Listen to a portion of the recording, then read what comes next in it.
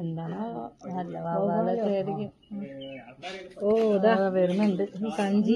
എന്താണാവോ ഇത് എപ്പോഴും കൂറുണ്ടാവും. വെറുതെ എന്തിനാ ഈ സഞ്ചിയും കൊണ്ട് നടക്കുന്നത്? ഈ സഞ്ചിയോ ഇത്തവണ നമ്മളെ റെസിഡൻസ് അസോസിയേഷന്റെ വാർഷികത്തിന് കലാപരിപാടി അവതരിപ്പിക്കണം എന്ന് പറഞ്ഞു.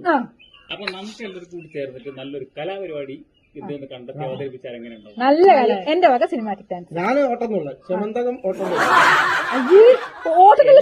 ശരിയാവില്ല. ഒറ്റ പരിപാടിയായിട്ട് ചെയ്താലല്ലേ നന്നാവൂ. നാലഞ്ച് പരിപാടി അവതരിപ്പിക്കാൻ പറ്റൂല. ഒരു പരിപാടി പറ്റുള്ളൂ. പരിപാടി അല്ലല്ല എല്ലാ എനിക്കറിയാവുന്നത് സിനിമാറ്റിക് ഡാൻസ്. അതുകൊണ്ട് എല്ലാവരും സിനിമാറ്റിക് ഡാൻസ് വേണ്ട. ക്ലാസിക്കൽ എനിക്ക് അറിയില്ല. നീ പഠിപ്പിച്ച കുട്ടികളെ കാര്യം പറയണ്ട. അയ്യോ പെയിന്റിങ്ങിന് വരുന്നുണ്ട് അങ്ങനെ കൂടുതൽ ചിരിക്കാണ്ട. ഇവരുടെ കൂടെ കളിച്ചവരെന്താ മോശ. അന്ന് ആ സ്റ്റേജൊക്കെ ഇടിഞ്ഞ് വീണ് നേരത്ത് എല്ലാരും വീണു. അതറിയില്ലല്ലോ. അയ്യോ അത് ഞങ്ങളെ കുഴപ്പമാണോ? സ്റ്റേജ് ഇടിഞ്ഞു വീഴുന്നത് ഞങ്ങൾ പറയുന്നത് എന്തിനാ? ഞങ്ങളെ പ്രശ്നമല്ല, അത് കമ്മിറ്റിക്കാരെ പ്രശ്നമാണ്.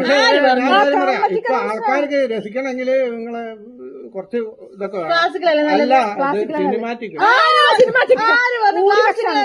സജേട്ടാ ഭൂരിപക്ഷം നോക്കണ്ട. സിനിമാറ്റിക് മതി.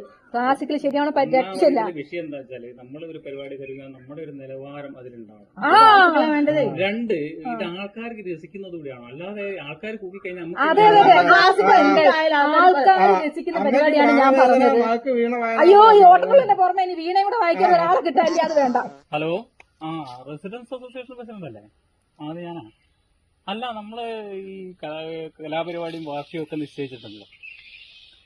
അത് ഒന്ന് ക്യാൻസൽ ആക്കാൻ വല്ല വഴിയുണ്ടോ? നിങ്ങളൊരു കുടുംബത്തിന്റെ ഐക്യവും പരസ്പര സ്നേഹവും ഒക്കെ ഉദ്ദേശിച്ചിട്ടാണല്ലോ ഇങ്ങനെ പരിപാടി നടത്തുന്നത്. ഇത് മിക്കവാറും അടിയിൽ തീരുന്ന എനിക്ക് തോന്നുന്നത്. എന്തെങ്കിലും വഴിയുണ്ടെങ്കിൽ അതൊന്ന് ക്യാൻസൽ ആക്കി.